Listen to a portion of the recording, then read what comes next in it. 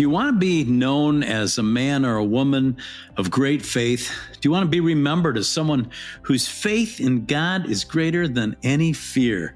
If so, you've found the right podcast. This is called Finish Strong by Fearless Faith. That's the name of our ministry. And you know, it's more than just a name of our ministry. It's the way we want to live our lives. I'm Dan Wheeler, and I'm joined with Terry Steen and Brian Rowland, and we're the three principals of Fearless Faith. Guys, you are men of great faith, and it's the name of our ministry, but I don't think we've been talking about it enough. It's probably true. And, you know, to just hear someone say you have great faith, the first thing that comes into your mind is, no, I don't. You know? When did that happen?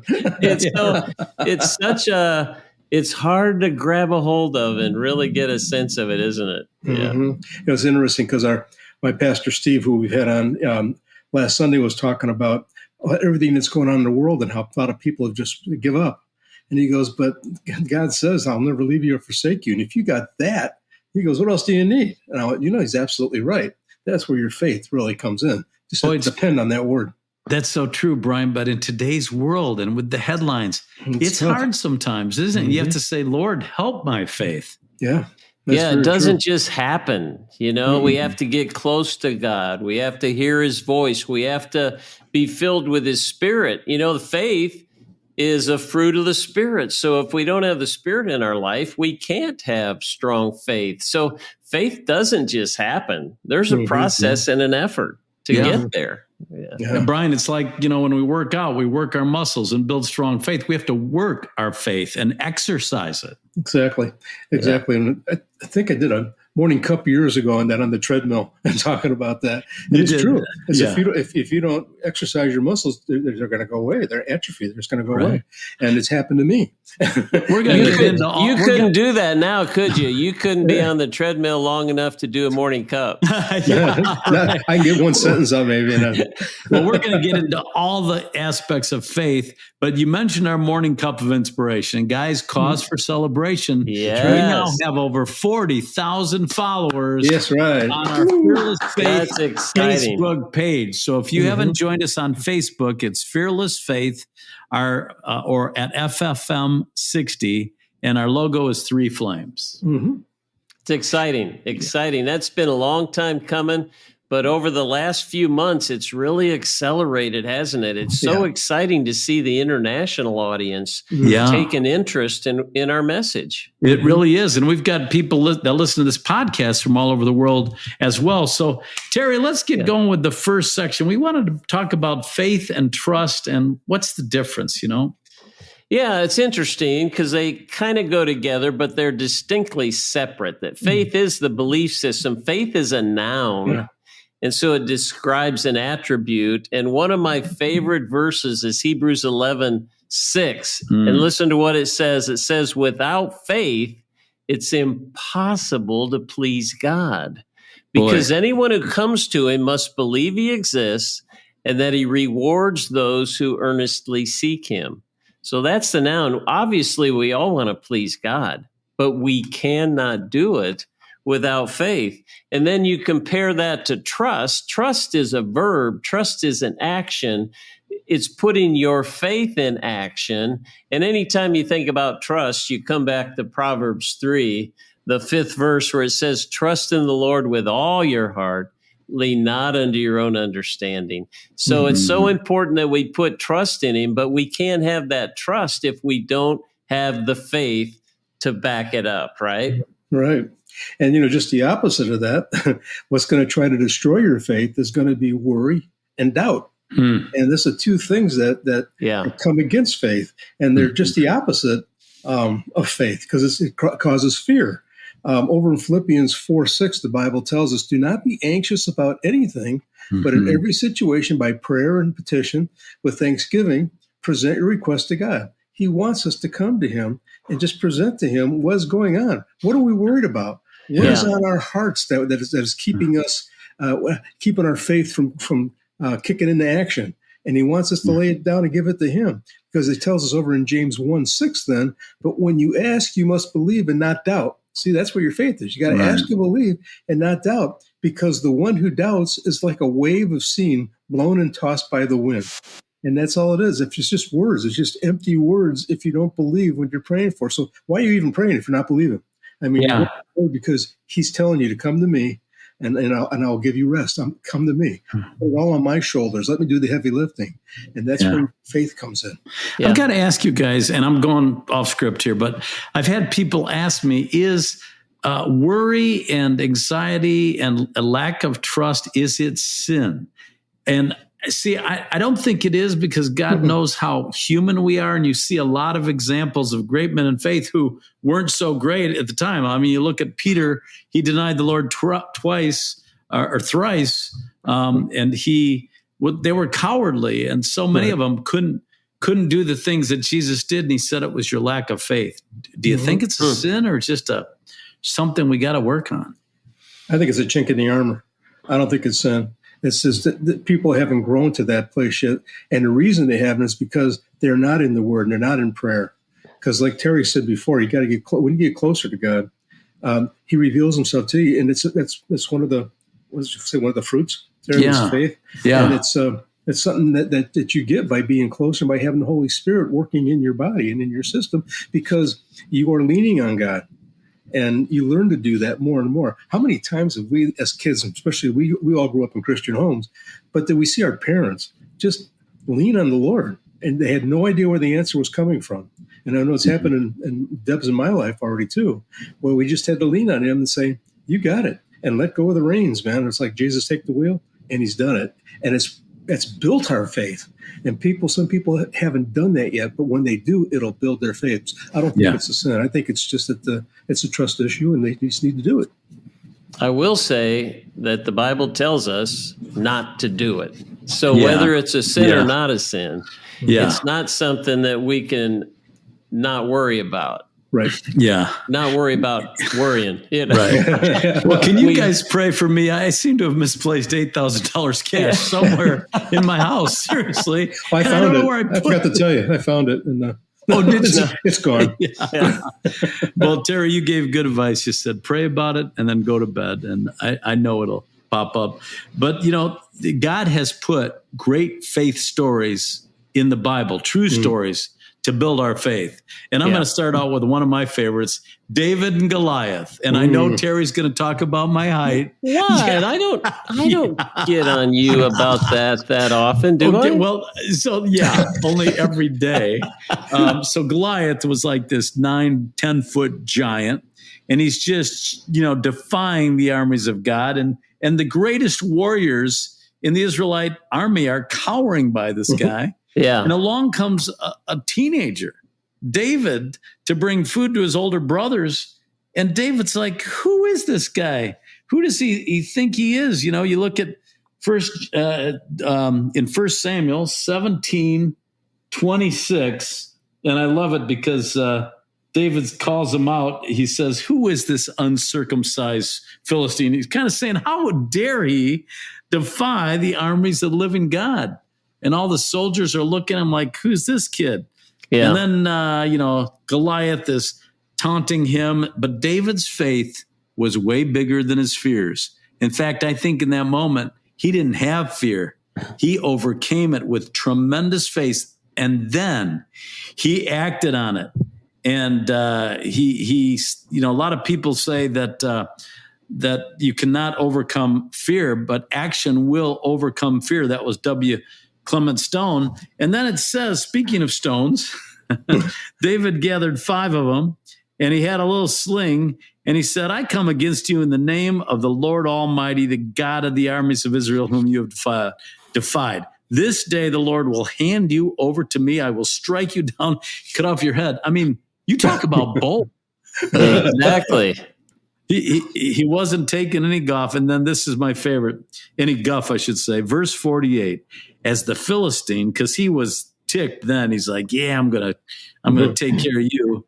And as he moved to attack him, David ran quickly toward the battle line to meet him, reaching into his bag, taking out a stone. He slung it and struck the Philistine on the forehead. The stone sank into his forehead, fell face down to the ground. Triumph, victory But don't you love it? He ran toward the enemy. He got the momentum going. That's probably part of what made the stone go as fast as it did. Oh, that's good. Yeah.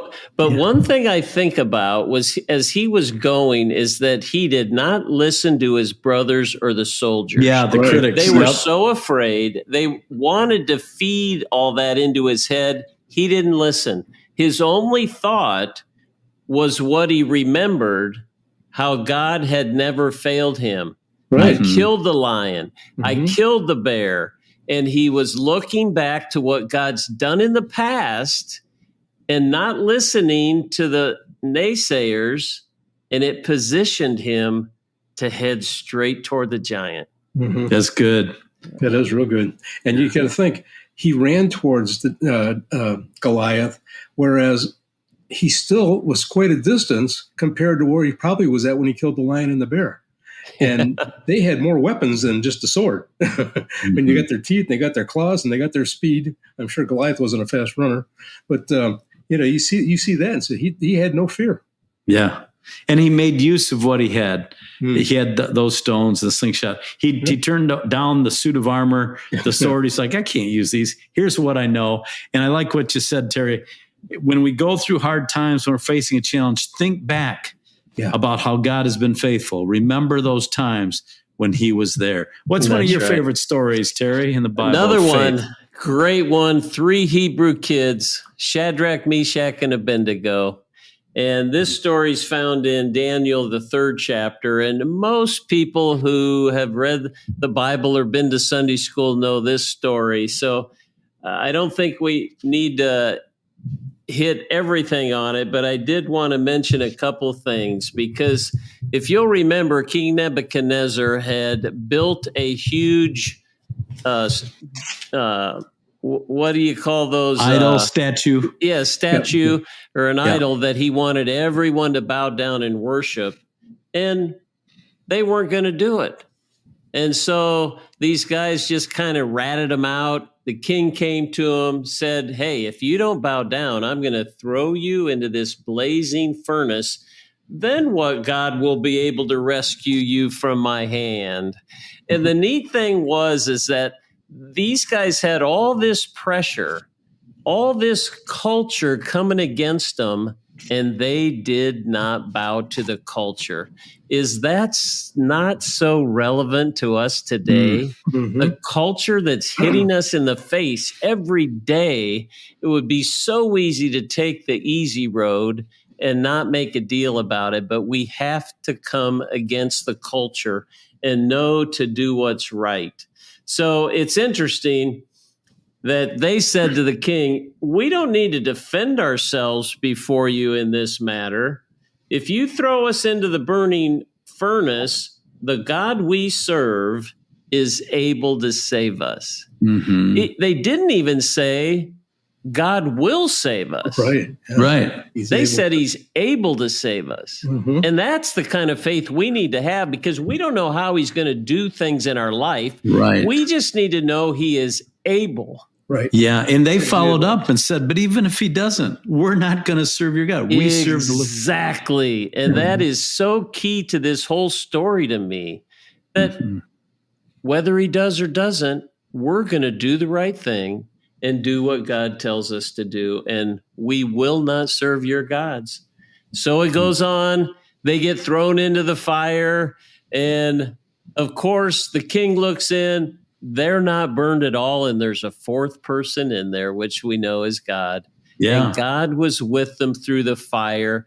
And how incredible if we can just build our faith enough to know any fire, any trial, any furnace that we're going through, he's going to be there with us. It's amazing. It's an amazing story. And the beautiful end of the story is that God proved himself, and the king basically got saved. He did.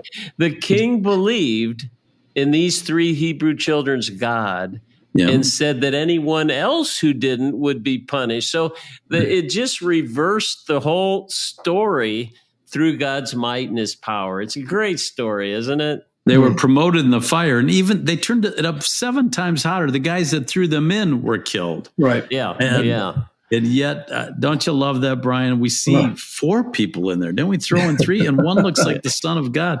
Boy, did the Lord get a hold of that king that day. Yeah. Got his attention, didn't he? Yeah. Got his attention. Yeah. And the same thing for the story I want to talk about is Gideon. And how the Lord got his attention too, because we know what happens was with the Israelites, they were sinning against God. He gave them their land, and he says, but do not worship any other gods. And of course, they fall into worshiping Baal. And when they did that, the Lord over in Judges 6:1, actually the whole story is in Judges 6 and 7, but in 6:1 it says the Israelites did evil in the eyes of the Lord, and for 7 years he gave them into the hands of the Midianites. And so here they are. They're basically slaves again. I mean, every time they were growing crop and they were putting stuff together, they would be raided by these different armies, and they would just lay them flat every year. Just lay it flat, take all their fruits, vegetables, grains, you name it. They were taking it. And Gideon was down actually grinding grain at a wine press to keep it, trying to hide it from these other guys that we knew they were going to be coming in to take it again. And as all these armies are gathering, they're down in this valley and they're gathering, and God comes to Gideon. And it says over in Judges 6:12, when the angel of the Lord appeared to Gideon, he said, "The Lord is with you, mighty warrior." Well, Gideon kind of laughed at that mighty warrior. He was the run of the litter of his family. And he said, he's going to be the mighty warrior. And so he's going, okay, this is great. And how do you expect me to do this? And so, but he was telling him how he was going to defeat them. And it's going to leave it in the Lord's hands. But he asked, he said, I need you to go. And he said, I want you to tear down Baal's, his altar to Baal. And I forget what the pole was called, some kind of pole, Asher pole. And so he didn't want to go in the daytime because he said they'll kill him for sure. So he waited till nighttime, and they got down there with some guys, and they tore down all of Baal's altars and that, and took the Asher pole out, and he built an altar for the Lord, and he created a sacrifice.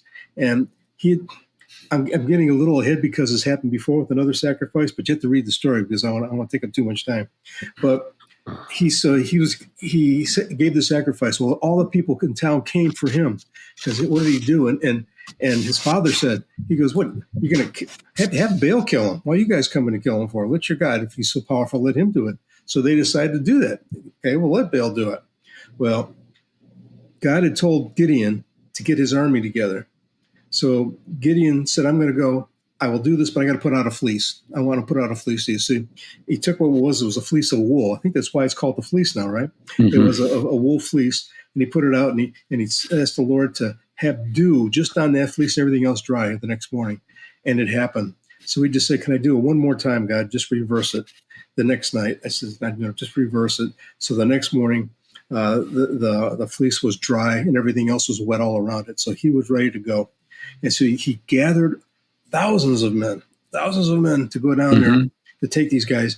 And what happens is God says, that's too many. You got too many guys. He starts weeding them out. Finally, he told him, he says, take the rest of your men down to the river there and see, I will separate them. He says, see which ones just put their head in the water and which ones kneel down and pick it up and lap it out of their hand. And those are your men. And it ended up being only 300. And he was going to go against 135,000. So not great odds. Not great odds. But what did God do? He took Gideon and his men out of the equation completely. You can't say, well, look what we did. This is look what God did. Yeah. And so he told them, he says he had everybody else go home, but he gave them their trumpets. He gave them a jug and a candle, basically, or a torch. And he told them, he says, put your men around the camp here, and 100 here, 100 here, 100 here. And Gideon said, follow me when I do this. When I blow the horn, blow your horns. When I crash the vase, you crash it, and then hold your torches up. And they did that, exactly what he said to do at the time. So what happened is that everybody in those armies started killing each other. They started fighting each other. And Gideon didn't have to raise a sword. But this is what God did. He goes, I will take care of this if you let me take care of you and you trust in me and do as I tell you. Honor me. And this is what I'm going to do for you. He took care of them completely. And I don't think they went back to worshiping Baal right No, now. no. Yeah. You know, a lot of stories though, because Gideon was questioning, he was doubting. Yep. God kept proving himself, and he still called him a mighty warrior. And God chose him, even though he was he was a nobody, but he was part of the smallest tribe too. Yeah. So it's like God uses that humility, doesn't he? And then he just wants total obedience and to know that it's totally out of our hands, right, and totally into his. You know, I know we don't have a lot of time, but when you talk about the fleece, it reminds me of when Karen and I were engaged. And for some reason, Karen was questioning whether we should get married. She was thinking Brian, do you blame her? Hey, come on. What made her change her mind? For some reason, how about you realize how sharp this girl is. So she put out a fleece and she said, if our wedding announcements come back incorrect, then I may want to hold off on this. The announcements came back incorrect. Oh my God. They were wrong. They did. So she goes to her mom and she goes, what do I do? And not a lot of people may like their mother-in-law. Mine said, Gideon put out a second fleece. And so she resent them. They came back okay the second time, and the rest is history. I don't think she ever regretted that decision more than once a day. Wow, I never knew she did that, but smart girl. Wow. Yeah, well, she's pulled you through a lot, Terry. Yeah, she has. But yeah, great stories. We all need to grow. We need to encourage our faith. And it doesn't take a lot of faith, just the small faith. I mean, Jesus said, if you have the faith of a grain of mustard seed, you can say to this mountain, move from here, and it will move. Nothing will be impossible for you. That's in Matthew 17:20. And, but sometimes it's not easy to have that faith. Yeah. And there's a story in Mark that is interesting because a man actually said, I believe. It's in Mark chapter 9. Let's see, Mark chapter 9. Here we go, 23 to 25. And so from childhood, this guy's son was thrown to the fire and he had convulsions and he wanted Jesus to heal him. And he said, but if you can do anything, Lord, have pity on us and heal us. And Jesus said, if you can? You're asking me if you can? He said, everything is possible for him who believes. And when Jesus saw that the crowd was running to the scene, he rebuked the evil spirit. You deaf and mute spirit, I command you, come out of him and never enter into him again. But there's a situation where Jesus understood that the man, had low faith. And he actually appreciated that. He said, Lord, I believe, help my unbelief. Yeah. And that's very important because, Brian, in our next section, we're going to talk about unbelief. It can actually stop great things. We all fight it. Yeah. Yep, it's true. And that happened and tells it's funny because you think, well, how do we tie God's hands? And that's it right there. I mean, nobody can tie his hands, but it's like over in Mark, chapter 6, it talks about when Jesus went back to his hometown and he went back there and he was speaking in the temple or in the synagogue, and people were going, "How did this guy? Where does he get all this knowledge? Because he's from here, isn't that the carpenter's son?" And he was saying that he was teaching and preaching to him, and they didn't want to believe what they were hearing, though. So it's like, show me and then I'll believe. Well, he did so. He healed some people. And some looked at that and said, okay, this is great, but he didn't do big miracles. And it's like, no, I'm not the wizard here. I'm going to do stuff and you're going to go, ooh, I believe in you now. It's got to be the other way around. You got to believe first. Yeah, he wanted to work with their faith. Right, exactly. Yeah. And so by them not believing, he was not performing miracles in there. And some people were healed, but not as many as could have been. Not what could have really happened in there if they would have just believed in him and not just thought, well, who's this guy? We remember him when he grew up here. Oh, they don't know about the anointing. They don't know that really where he came from. Mary knew, Joseph knew, and they could tell him all they want, but the people have to believe that. Okay, we just have a few minutes left, guys. Yeah. I think the last thought I would have is the importance of encouraging and believing with others and for others. Sometimes people need part of our faith to feel strong enough, and vice versa. I'm thinking of the story in Acts, the 14th chapter, where Paul's preaching, and basically at his feet is a crippled man from birth. Mm-hmm. And he wanted to be healed.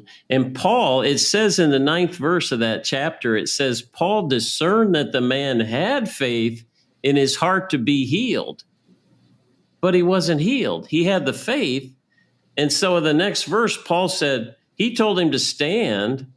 And then when he told him to stand, the man stood up and was healed. Mm-hmm. So it's like, if he had the faith, why couldn't he have been healed so much sooner? And sometimes we just need that help.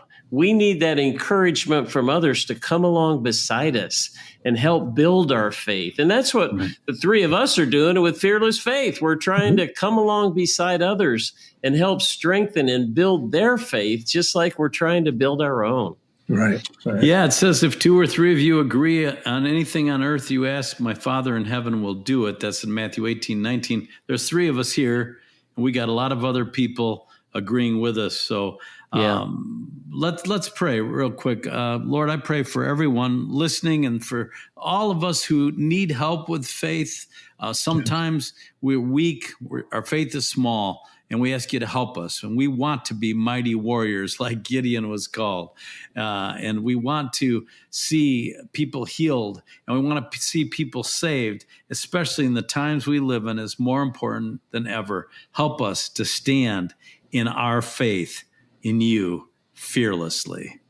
And I pray for every person listening, help them to have the faith they need in you, to trust in you as their Savior. In thy name, amen. Well, guys, we learned a lot of things here. What did you learn, Brian? Well, I learned that we don't have to see something to believe it. We got to believe first. When we believe it, we're going to see God take action. Yeah. Terry? How important is faith in our life? It's impossible to please God if we don't have it. Right. So it's something that we need to work hard at seeking God, reading his word, being filled with the Spirit, and then allow that fruit of faith to grow within us.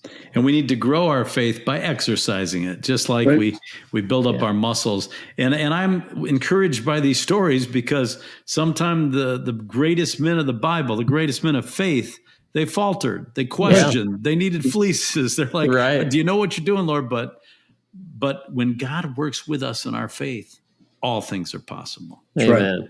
Absolutely. Well, we thank you for joining us for this edition of Finish Strong. Encourage others to tune into this podcast. And don't forget about our Facebook page called Fearless Faith. Our logo is a flame, 3 flames, and you can find us at FFM60 and YouTube. We have lots of videos on YouTube. Go there. We have a YouTube channel by the same name, Fearless Faith. It's been a blast, guys. I love working with you. So much fun. Enjoyed it. Okay, we like you too. Gosh, it's about time. I was really, kind of searching for a compliment. All right, thanks for joining us, and we hope you'll join us again for Finish Strong. Thank you for listening to Finish Strong. For more information about Finish Strong and Fearless Faith, check out their website, ffaith.org. Make sure that you rate and review this podcast to help more people accomplish their God-given purpose, so that together we can finish strong.